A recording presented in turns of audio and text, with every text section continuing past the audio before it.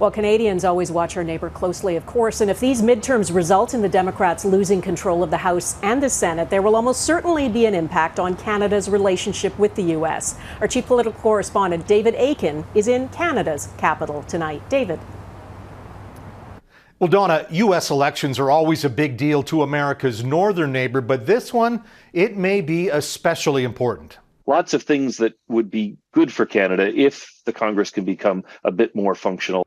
The biggest concern for Canada will be to protect its trading relationship with the U.S. and push back on any protectionist tendencies from new members of Congress. And that protectionist push is as likely to come from rookie Democrats as it is rookie Republicans. Canada is going to have to engage in diplomacy, and that's the private sector and the public sector and civil society, with the new Congress, with the new power players, to explain why Canada is relevant to the United States. I think it's actually a huge opportunity for Canada. Something that we can't forget is that the U.S. has really stalled making a generational transition in government. And that shift could move influence away from 80-year-old Mitch McConnell, 82-year-old Nancy Pelosi, 79-year-old Joe Biden, to leaders in their 30s and 40s. What many of us have been hoping for is for a younger generation to come into leadership, and they will in this Congress.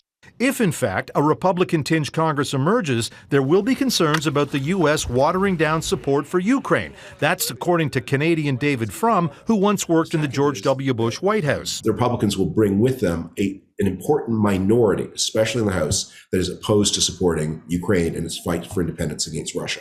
And then there's climate change. It would be almost impossible for Canada to impose new rules to cut greenhouse gas emissions on domestic industries, think emission reduction requirements for cars, for example, if the United States was not doing the same. That doesn't mean Republicans don't care about climate. It just means they have a different way of thinking about incentives and disincentives and that sort of thing. When Donald Trump was president, the Trudeau government had to spend an inordinate amount of energy and diplomatic resources managing the U.S.-Canada relationship, sometimes at the expense of other international relationships.